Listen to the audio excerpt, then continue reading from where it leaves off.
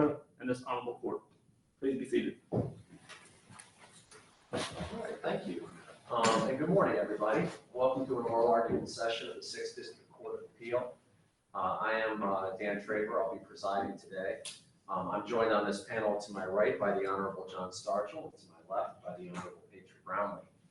We have two cases that we'll start with this morning, and with the kind accommodation of the lawyers involved, and thank you again, gentlemen, what we're going to do is consolidate these two cases for purposes of oral argument only.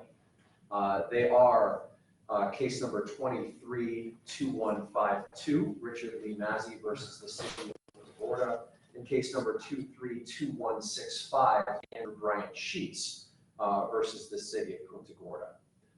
Before we ask Mr. Heindel to come to the podium, I would remind everybody that we are streaming live on YouTube. If you haven't already silenced your cell phones, we would be grateful if you did it.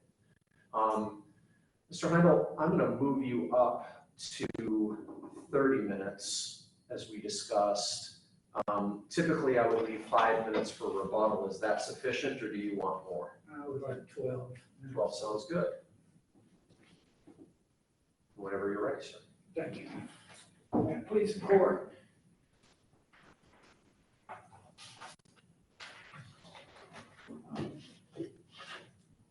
Your Honors, in this particular case, I'd like to start it out by framing it in the appropriate legal metric, which I consider due process and the intent of the evils to be remedied. Now, in this particular case, I think about it as like a debt. If Mr. Sheets and Mr. Massey disobeyed the law when they were fined, they owe a debt. Their debt would be a monetary fine. In fact, they were fined in this case. Now, if the city wants to collect that debt, they have a very, very strict means to do so. They can lien their properties, which they did. And when they collect those liens, or when they pursue it, then they can put liens on liens. And also, when they collect that debt, they can charge cost and attorney's fees to collect that debt. And I would submit that the city owes a debt to Mr. Sheets and Mr. Massey to not bring charges unless they have competent, substantial evidence. And, well, this is in fact, when this case went up on appeal, the court determined, well, they didn't violate the ordinance. I'll say more about that. But in order to make that finding, there had to be a finding that there wasn't competent, substantial evidence on that. In other words, the words they used didn't depict sexual functions that were used in a political protest manner. He didn't violate the ordinance. That's one of the findings of the court, one of the decisions. Now that, all the city had to prove to sustain that is not persuasive, not burden of proof, not preponderance, but competent, substantial evidence, which is some evidence to every issue. And I think the city owes a debt to my clients not to charge them unless it's with competent, substantial evidence, but they didn't. They charged them without competent, substantial evidence. In fact, that was the whole brunt of what the city was doing. They wanted to get rid of the words. In fact, if you read the record, you'll say there was a memo sent out. The words themselves, if those words were said, that's what we're going over. It doesn't matter the context, though. I don't want to get into it. Now, we might not like those words, but they have legal right to use them. Though I might not like them, if the city can tell them they can't use words that I don't like, they can also say, I can't use words that I do like. It's oppression. It's just to open the door to oppression, and oppression of free speech. Now, so in this particular case, city owes a debt, but the city said, even though you went to court and you won, we don't even have to pay your costs. We may have to pay costs, attorney's fees, liens, and everything else to collect their debt. You see, you have to pay, we're gonna deny appellate costs because there's no rule or statute. We're not gonna stipulate to the record, and that's gonna make their costs run up. In Massey's case, his fine was like $500, and it cost him way more than that, just the cost of appeal, which he couldn't be reimbursed, which he should have been reimbursed. So that's not just procedural inequity, that's oppressive. In due process, Can you address the substantive basis for entitlement to fee recovery? You've got two that are outlined in the briefs. I was gonna mention costs first. Go ahead, I'm happy to talk about costs first. Yeah. So, the appellate costs,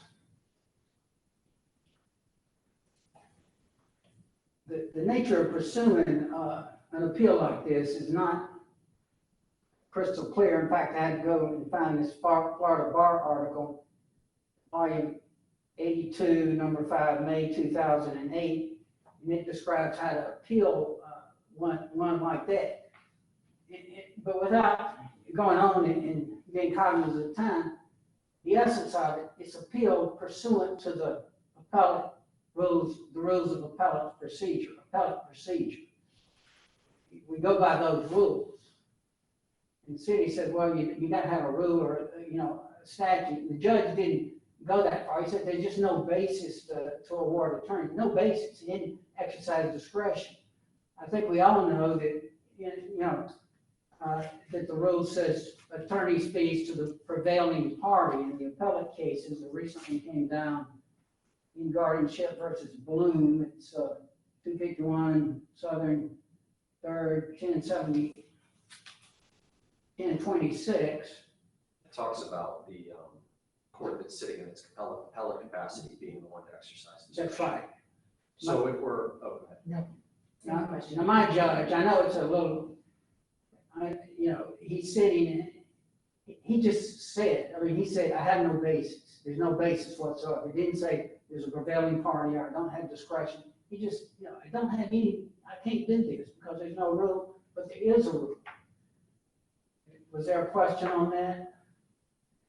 But yes, I think that the chief and I have perhaps the same question, and I wanted to defer to him. But all right, you've referenced the rule, so and I understand that the circuit court is sitting in its appellate capacity, correct? And so, how is it that the appellate court, the circuit court sitting in its appellate capacity? If I read the rule, it states, "Costs shall be taxed by the lower tribunal on a motion served no later than 45 days, etc."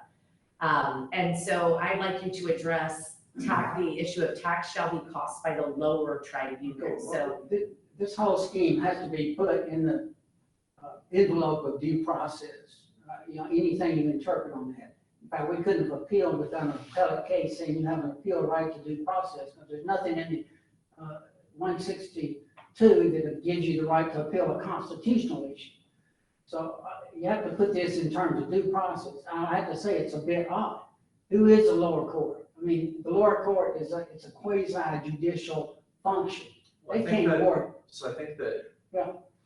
I had that initial question. It's an interesting one. If you look at 9.020, which is the definitional section of the appellate rules of procedure, it has a definition for lower tribunal.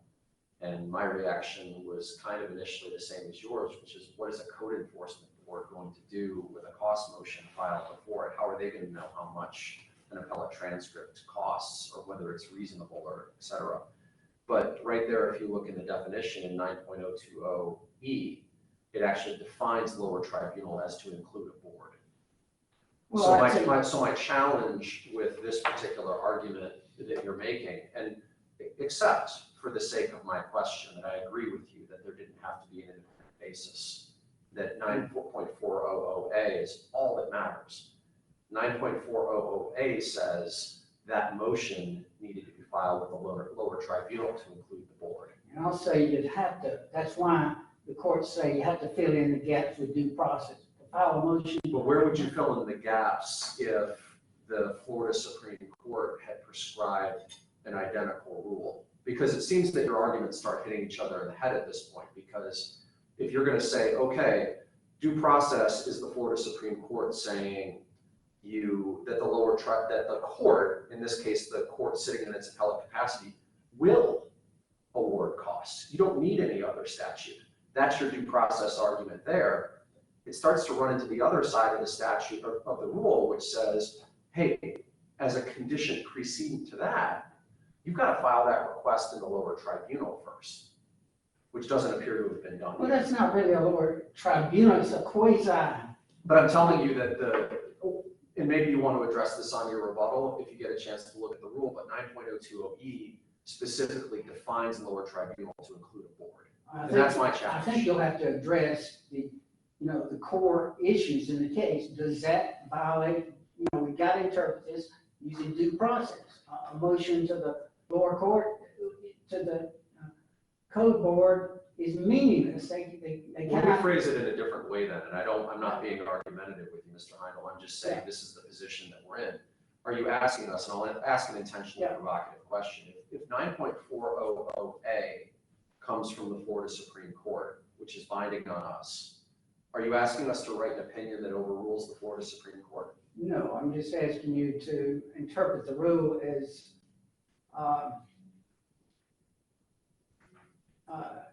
not contemplating this particular situation. The meaning of the rule was not to include jurisdictions that had no power to award costs. So why would they have written board in the rule? Why would they have what? If they included boards in the rule, why would they have included that? Maybe some boards have the power. I mean, they don't have the power. We took the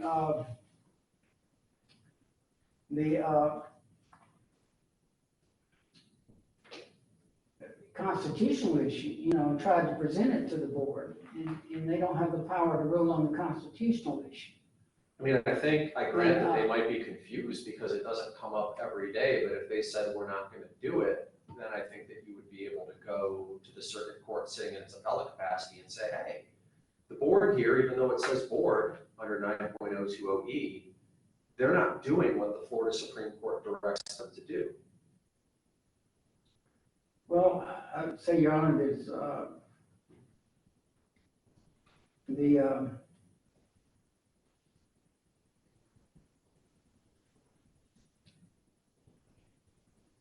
only so many angels you can stack on the head of a pin. That's not a legal argument, but I've made that argument myself sometimes, but I don't necessarily know that it fits here when it seems that we've got a rule that directly prescribes what the process is. well, So you're talking about due process, and these rules are in line with the Florida Supreme Court's constitutional power to write rules regulating litigation process. So in this sense, they've regulated the process. yes, but when they regulate the process to the extent that one of their rules is meaningless and a nullity, I think that's what you have to suggest to the Supreme Court, or either just, write a detailed opinion and we'll ask the Supreme Court to change it. I mean, that's all I can do. If that's the way you feel, please put that in writing. How is it, Because it's very confusing. We'll ask the Supreme Court to deal with it. how is it meaningless and a nullity? Just don't shut us down in PCA land where we can't even, other attorneys might make, if it is a mistake, they'll be making the same mistake. Write it, and we'll take it to the Supreme Court. Well, look, I'm not, the reason that I ask questions, and I think the reason that we all ask questions is because we want to understand your arguments better. I'm not taking an adversarial or an aggressive tone with you. Well, I'm just basically saying, this is how the rule, and I grant you, it's not straightforward, especially when you're talking about a municipal code enforcement board and a circuit court acting in its appellate capacity. It's not like Bloom, for example, where you had the typical situation where the court under the first part of 9.400A is us. It's a very different situation. And I acknowledge that takes a second. But do you disagree that when you look at 9.400A and 9.020, it effectively just slides those two tiers down a level? I'd have to disagree, that's a reason, and I'm not trying to be adversarial, I'm just saying, and by saying, please write that in an opinion, if that's what you feel, so we can take it, because it's such an inequity and it's such an injustice to have to present a motion before a board that has zero power to do anything like that. It doesn't even have a procedure to do it. I mean, we wouldn't even know where to send it. We tried to, send them appeal stuff. We don't, there's just no mechanism. I'm just saying, it makes such little sense that you've got to, put due process into this whole situation. Or in fact, the whole ordinance should fall. I mean, 162 should fall as, in the Michael Jones case versus Seminole County. He says, they said, this case is ordinary, but some boards take unbridled and arbitrary actions. They may well deserve Jones' characterization of kangaroo courts. In this case, I was yelled at by one of the court board members, jurors told to shut down. My clients were called bozos. There was one board member, putative juror, that there mentioned it might be unconstitutional. He was fired from that board in about 6 weeks. If there's indeed a process, I'd have to assert this whole scenario, 162 is unconstitutional, to deal with a situation like this, where it's called potentially a rogue court or a kangaroo court by some appellate decision. So you're about 3 minutes away from getting into your rebuttal, and you haven't addressed the fee issue yet. Do you want to do that, or do you want to? Well, all I'm saying is that, the question you brought up, and I don't take it as adversarially, I understand consciously trying to do your job. I'm asserting that, due process should be considered in it. We couldn't even appeal this case. It's in 162, it says you can appeal based on competent evidence and so forth. One court says you can't appeal it because it's not in the statute. And the appellate court says, yes, you can, you violate due process. So, to tell the Supreme Court they wrote a rule where it can be, a violation of due process, well, I know that would be a hard thing to do. Wouldn't they then have to list what cases, how would they functionally even do what you're suggesting? So if we were to suggest to them that this does not work in the case of, as you put it, kangaroo courts or whatever boards or whatever it is that you're characterizing as such, would they then modify the rule to say lower tribunal unless, and now there's magical criteria? Well, I'm sure they have brilliant writers that can make it clear enough so that it won't result in such an oppressive scenario. It's so difficult to even appeal one of these cases with all the arcane rules. It really is. Let me ask one more thing just about the shifting Yes. tiers. The first part of that rule talks about costs will be taxed in favor of the prevailing party unless the court orders otherwise. It seems to me that one challenge with melding together the court and the lower tribunal is that you're effectively exercising your discretion against yourself.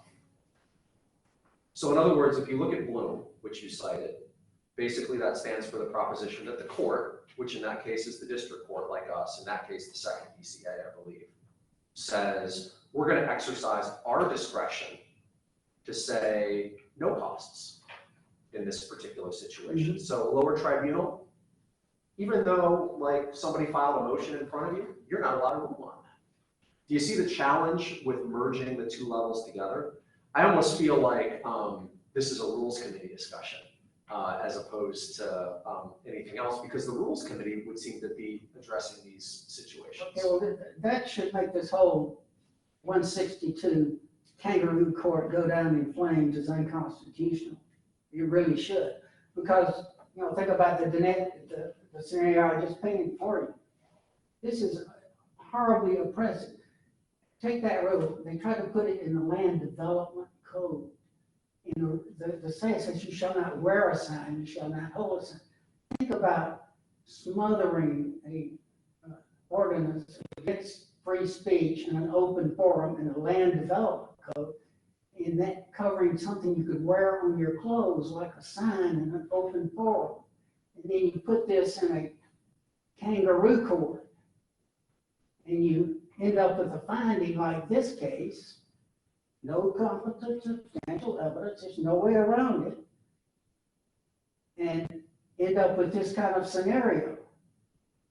It's such a mess, and has such, it's so prone to abuse. You just take whatever you want to, see, file it away in that land development code associated with land, and take away your rights to free speech, make the procedure so arcane and unable for anybody to follow, reasonably to follow.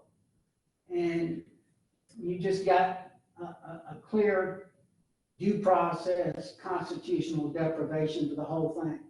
Now, there's probably better arguments to address your questions. That had I had the time, maybe I could come up with a better scenario. They're very good questions.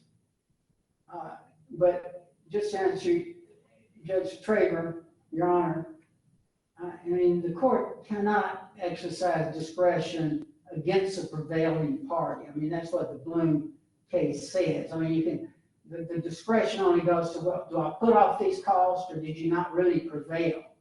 The rule is interpreted for due process or whatever purposes that the prevailing party wins the cost. And that's the Bloom case and those other cases. You're a couple minutes into your rebuttal time. Do you want to keep going, or do you want to reserve? Well, I guess I'll reserve. Okay.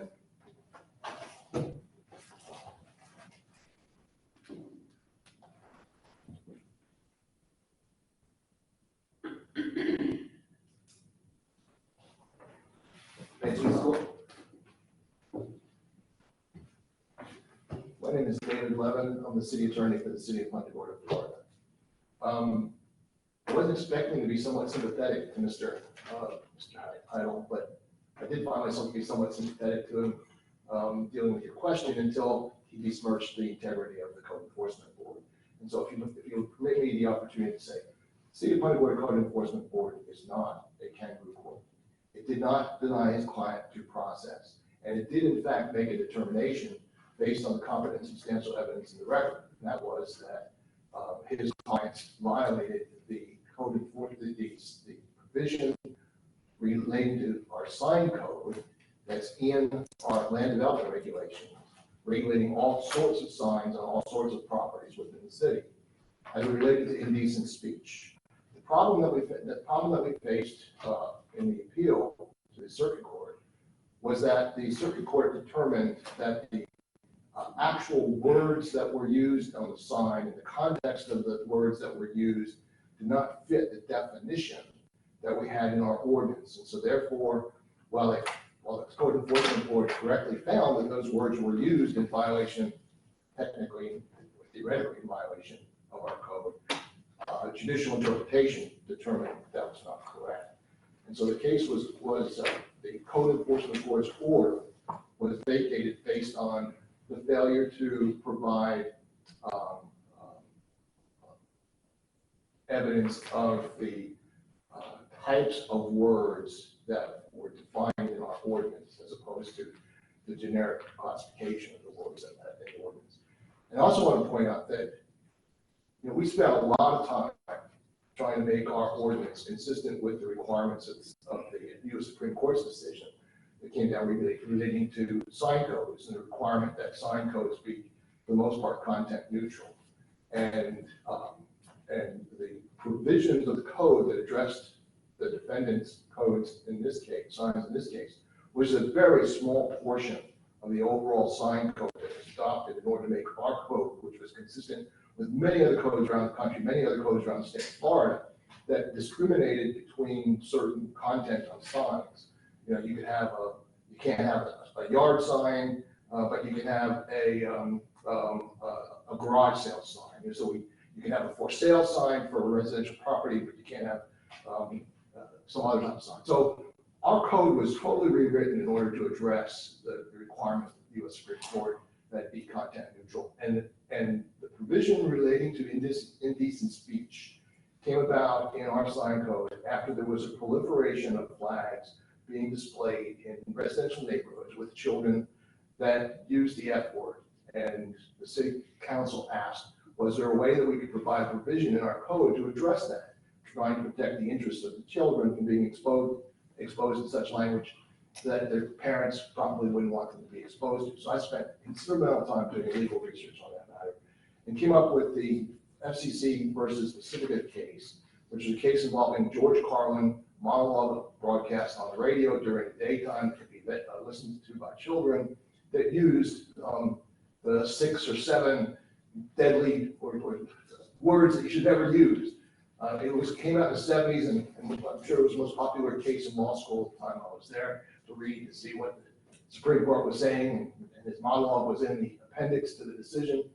But the point is that in that case, the FCC came up with a definition distinguishable from the definition of obscene language, which was always in everybody's code. You can't use obscene language, which clearly, based on the U.S. Supreme Court's decision as to what is obscene, wouldn't qualify for anything that would be on anybody's sign. So the real concern was the use of indecent language, and the FCC defined indecent language in the manner of sexual functions and other types of things that were clinical in nature, and we defined that similarly in our ordinance.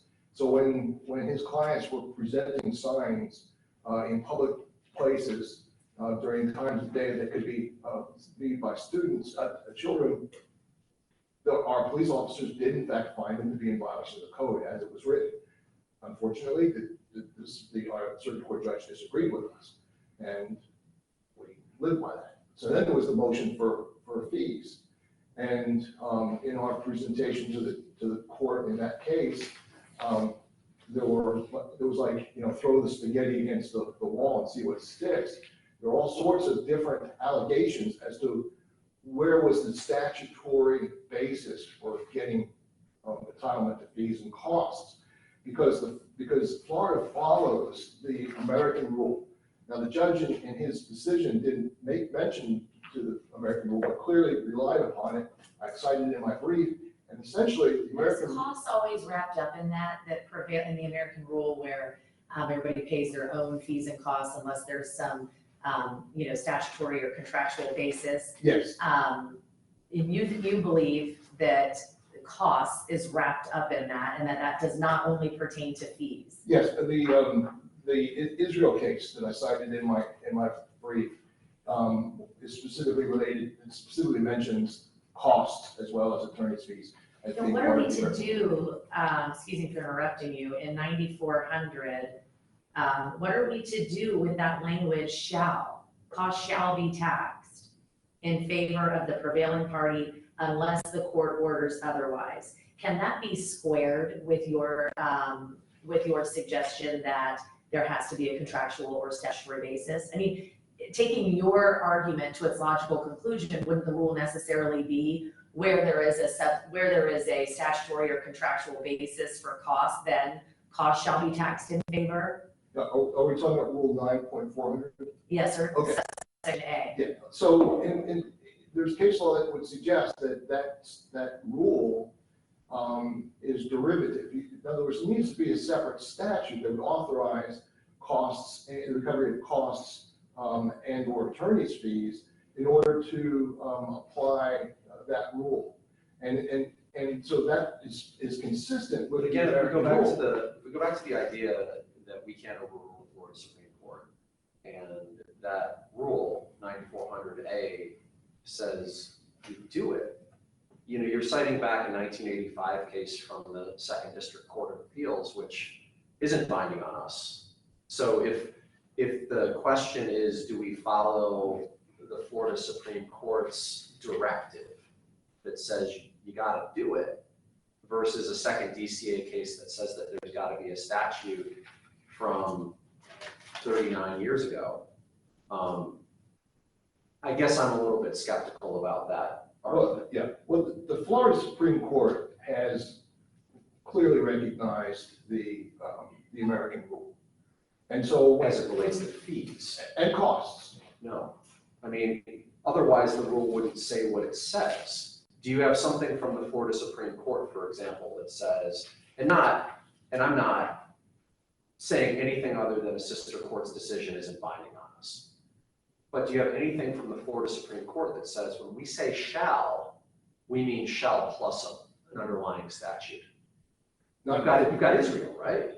Yes, but, you know, I'm not specifically referencing 9.400.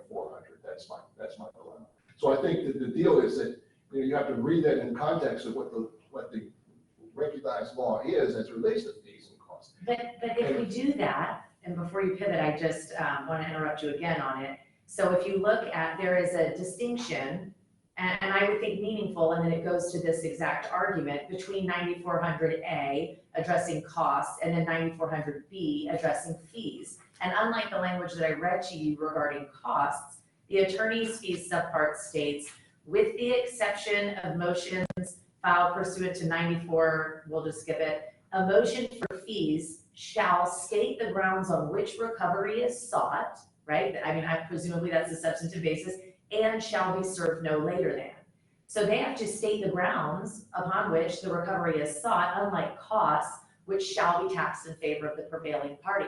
Why would there be, if these were treated as one and the same, why in the world are they treating them so differently? I don't have an answer for that, just like I don't have an answer as to why the legislature isn't always consistent with the legislation that they adopt.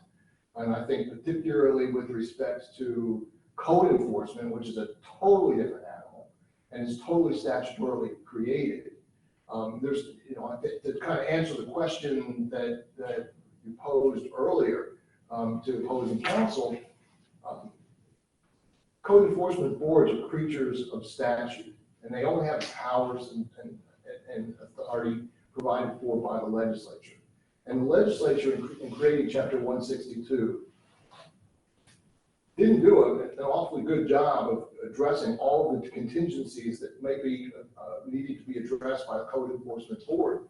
And there's no provision in there whatsoever relating to taxing of costs or attorney's fees to the prevailing party. So frankly, it would have been useless for the respondent to file a motion for attorney's fees after the circuit court in its appellate capacity ruled in favor of them on the ultimate vacating of the order. What about your colleague's argument that if he'd have followed the rule in 9400A, the bottom part, and filed a motion to tax costs in front of the code enforcement board, that they wouldn't have addressed it? Well, fortunately, I serve as the prosecutor of the board, and we have other attorneys that are outside of the firm that I belong to that represents the city. The outside counsel represents the board and would have to answer that question. I suspect that they would be stumped the same way I would be to say that there's nothing in the statute that would allow the code enforcement board to do that. And so they would run the risk of having the code enforcement board take an action that they didn't have the lawful authority to do. You understand the situation that it puts, and let's just say we can agree to perhaps disagree as it relates to the necessity of an anchoring statute on 9.400. Last point I'd make of that is that this rule was promulgated by the Florida Supreme Court 7 years after the Israel case. So they might have looked at the Israel case theoretically and said, you know, that's not right, and we're going to do it this way. So presume for the sake of my next question, Yes. that I don't buy your argument on 9.40, the first part. Sure. You understand how that might put your colleagues' clients and people like that in a pretty challenging situation if we're going to say, okay, that argument isn't right, but we might affirm on the notion that the lower tribunal, which is defined as board in the Florida Rules of Appellate Procedure, is where the motion has to be filed. If the response from the city of Punta Gorda is, well, if you do that, we can't do anything about it. You understand that there's a bit of a catch-22 from the perspective of people like your colleagues' clients? I understand that, and almost, I won't say every day, but in my job as city attorney, I have to deal with statutes and rules of procedure that deal with municipal government that is separate and apart from like state government that deals with, that acts under the Florida Administrative Code, that has a whole bunch of stuff, including provisions related to fees and costs. It's all absent as it relates to municipal government. And so it's not uncommon for me to have to say, well, there is no answer to a question because it's been overlooked by the legislature, possibly in this case, by the Florida Supreme Court, because these matters don't come before the Florida Supreme Court that often to make it, to know and have it in its forefront of consideration. How do we deal with that particular case that we know how we dealt with in many other circumstances, a civil action or action under Chapter 120. There's a case involving Charlotte County where it was a code enforcement decision and had to do with a due process. And the court ultimately decided that, well, you know, in the absence of a provision in the statute that says about how something is going to be done, we need to kind of invent something to be able to provide appropriate due process.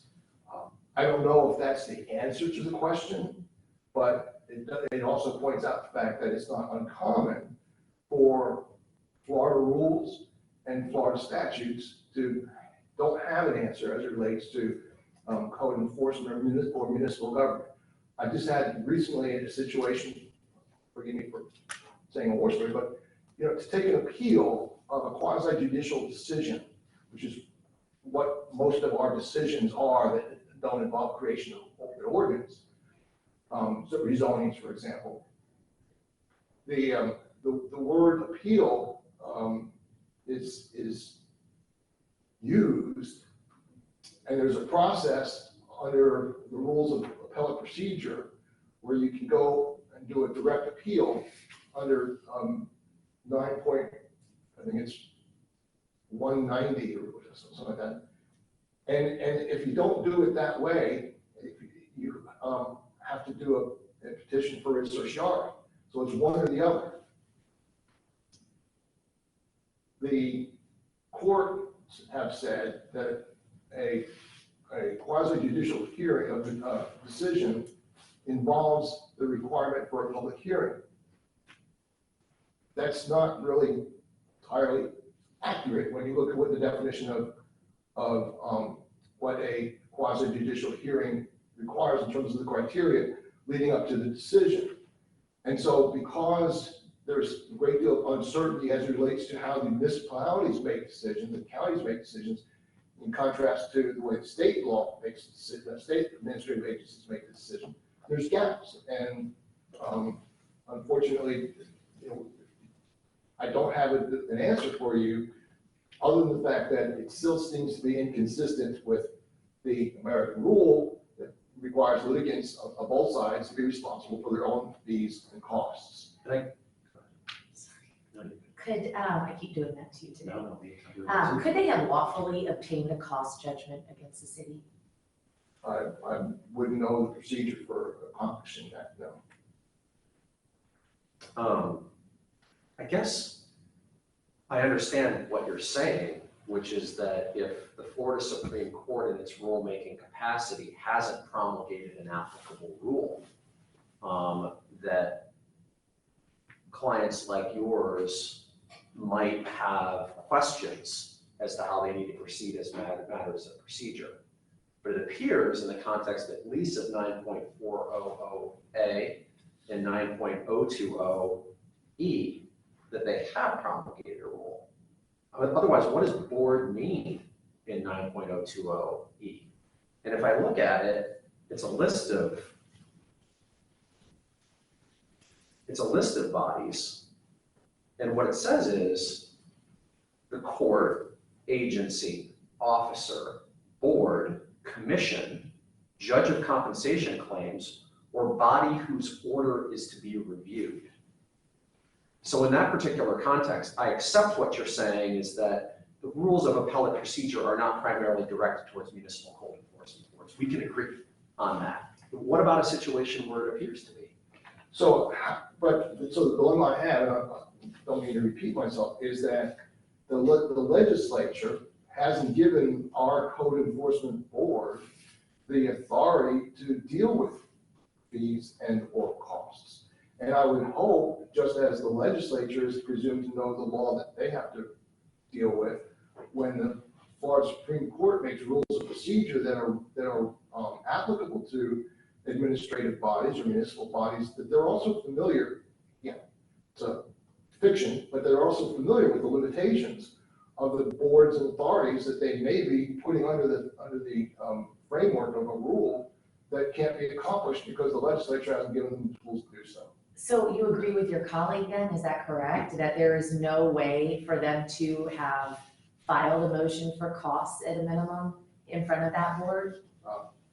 Is that what you're saying, though, that they don't have the authority? What I'm saying is they could have filed the motion, but there's probably no way that the board, if given the authority, if given the advice of the attorney that represents the board, it would indicate that they're an administrative agency, have no authority to act without statutory authority, and there's nothing in 162 that would give them the authority to assess costs. So let's play that out. Say he appeals that decision to the circuit court, sitting in its appellate capacity, and the circuit court says, just like it did in this case, hey, you're wrong. Or you overstepped your authority, or you didn't fully apply your authority, and I'm directing you based on 9.400A and 9.020E to handle these gentlemen's cost motions. Does the board act in that situation? Well, if that was the case, given the fact that, the statute is clear that there's no authority, and the case law is clear that without authority they can't act, I suspect that our city would have been more inclined to take an appeal to address that. Up to us. But more than likely, they probably would have paid whatever the costs were, because costs are expensive and attorney fees are expensive to a municipality that has the responsibility of enforcing its regulations. Does sovereign immunity apply to a cost judgment? I have no idea. I wouldn't think so. So sovereign immunity doesn't preclude a money judgment against the city? I honestly don't know much about judgment, in my judgments. It's not my area of expertise. Fair enough. Having looked into a little bit, it's complicated. That's probably why I'm staying away from it. I'm an environmental attorney primarily, and municipal attorney secondarily. Fair enough. Anything else you wanted to add? No, I just, you're right. There may not be a specific decision that I can rely upon at the moment as it relates to the costs under the American rule, but clearly the attorney's fees are covered by the American rule. I think that the judgment of the lower tribunal should be upheld on that basis. Thank you, Your Honor.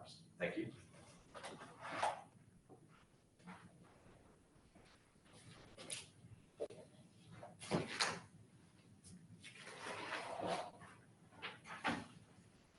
I wish I could address some of your very important questions better.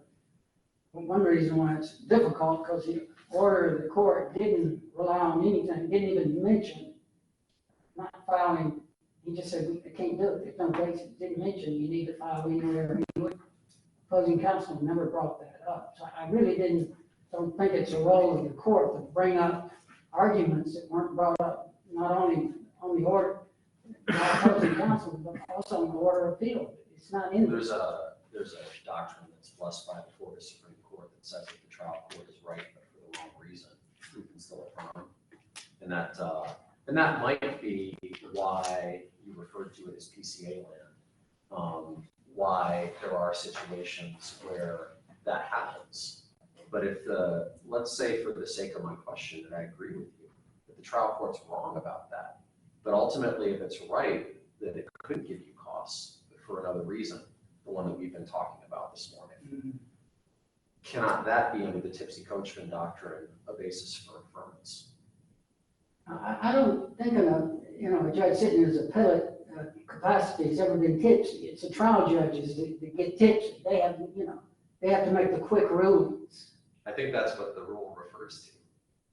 I don't think it's ever referred to an appellate court. No, it doesn't. But we are tasked to look at whether the trial court was right, but for the wrong this is the trial court sitting as an appeal court. I don't think there's any tips and coaching drills on. Isn't as the cost issue, aren't they viewing that as a matter of first instance? Sorry, I didn't catch that. They're viewing it, the cost issue, the reason that you're on us, in front of us on plenary appeal as opposed to second tier cert is because you asked the circuit court sitting in its appellate capacity to give you fees and costs. You didn't ask the board to do that. I think we've established that. So you're appealing that as a matter of first instance under 9.190. This is much more appellate procedure. than That's you were true, expecting us to that's do. true, but in concept here, I think that the rationale of the tips and coaching rule is, they didn't have time to consider it. But, so I just don't think it's under the purview of the court to pull this, even this court, maybe, I'm not trying to be disrespectful, pull arguments that were not made and were not even part of the order. So functionally, if we play off of that and write an opinion, as you've suggested that we do, and we kick this back to the trial court, and then we ask the trial court, sitting in its appellate capacity, to award fees and costs, presumably under your argument, to your clients, then we just ask the trial court to do that, notwithstanding the express language of the rule that requires us to do something to the contrary. Yeah, well, you just heard that, it would have been total futility to do that. And, if you can sit there and say, hey, we're gonna penalize Sheets and Massey and all these attorneys that they had to do something that just gonna get kicked back in his face if they didn't have, the legislature didn't have the power to do it. There's something wrong with that. You'll have to agree with me, there's something wrong with that. I'm not insensitive to your argument. And, I'm not insensitive to your argument, but like my colleague just said, it's a hard thing when we look at a rule as being, and Florida Supreme Court rules, I'm sure you would agree, are binding on us. well, that's what I'm saying. If you PCA it, it'll never hit the light of day. The repression will continue. It's no Or the time. next time that this happens, you can file a motion with a lower tribunal. It's and not say, gonna happen again. I don't represent these people. It'll never happen with me or happen with anybody, because, it'll have to happen with somebody else. I don't practice in this court, But, if you PCA it, it's like shoving this deep problem under the rug. The Supreme Court will never get a chance to look at it. It's, Unless you do make a rules inquiry on it and refer it to a rules committee, because then they will look at it. yes, but that certainly will not leave us without remedy, and they may or may not look at it. If an opinion is written on it, that will certainly, ding, ding, ding, they better do something about this. Wouldn't the better case to write on to give someone a heads up that this is functionally a problem, perhaps be a case where someone tried to file it in a lower tribunal in accordance with the rules and then did not do so, could not seek relief? Because right now, without any record support for it, we're just sort of taking everyone at their word, and I have no reason to question whether it's true or not, but we're just sort of taking everyone at their word that the board wouldn't and couldn't have done anything with it. And because of that, now we're going to order the circuit court sitting in its appellate capacity to do something that no appellate court does. Well, I don't think that case will ever come along. If it does, it's going to be few and far between. And just to leave it hanging, what you're leaving hanging is people like Massey and Sheets. They certainly have the authority to take their home, penalize them, cost everything, and they're stuck right in the middle of this. In a very arcane situation, which, I'm asserting that the whole thing now, it violates due process.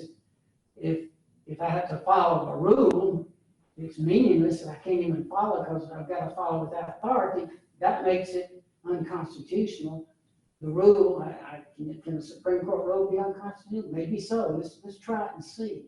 But I mean, But, in that context, if that happens in the way that Judge Brownlee said it might happen, then that certainly would allow the city to say, look, our hands are tied. And I'm not insensitive to them either in the context of, hey, we only act as prescribed by statute and there's nothing in the statute that says that we can do that. I recognize for both of you gentlemen that this is not an ideal situation. I'm just saying, don't take the easy way out. It's not fair to us, it's not fair to the courts, you know? It's really, you know, it's immense trying to take one of these cases and find justice for somebody whose civil rights have been violated. I do assure you, sir, that we are mindful of that. I was an appellate litigator myself. I know what it's like to write a brief. I know what it's like to represent people in all different kinds of courts. And oftentimes we PCA for a lot of different reasons. We don't do it because it's necessarily the easy way out. We do it after we are prepared, after we've conferenced the case, after we're now having oral argument in the case. So if we decide to do that, there will be a good reason for doing so. Okay, well, I really didn't mean to sound offensive, you know. There's no offense taken. I That's just kinda- wanted that point to be That's clear. kind of common vernacular. You probably felt that way yourself sometime, you know? But, no, I didn't mean it that way. It's not, but I think this case, you know, deserves to be, you know, go back and think about it again with the arguments. I hope you hadn't pre-decided it. You gotta understand what said. There's simply no way, it'd be just like throwing, you know, paper airplanes off the Grand Canyon. They're not gonna stick anywhere. You know, what do we do there? You know? And this is all, and the end result of that is some poor bloke got fined $500, got to pay $800 or $900, $1,000 to appeal it. So he's stuck. He said, hands up. Go ahead and take my civil rights, take my constitutional rights. I can't deal with it. Just put my, you know, that's what we're facing here. And this court has the authority to look deeper into due process situations. I wish I had longer to go into that, but I hadn't even touched on my other cases and the statutory. You know, we hadn't even touched that. The time's run in the statute. You know, I hadn't even got to the other points. Due process is a powerful, powerful thing that has to be considered by this court. Is there a real opportunity to be heard in a meaningful way? How meaningful is it, a situation like that? How meaningful is that? Somebody that's stuck before a kangaroo court? Let's just not use that term if you would. Well, Fifth District used it, you know. If you wrap up, sir. Yeah, sure, but, you know, I'm not trying to be disrespectful, I'm just saying the Fifth District use those words. It says in some cases it might be a kangaroo court. So, you know,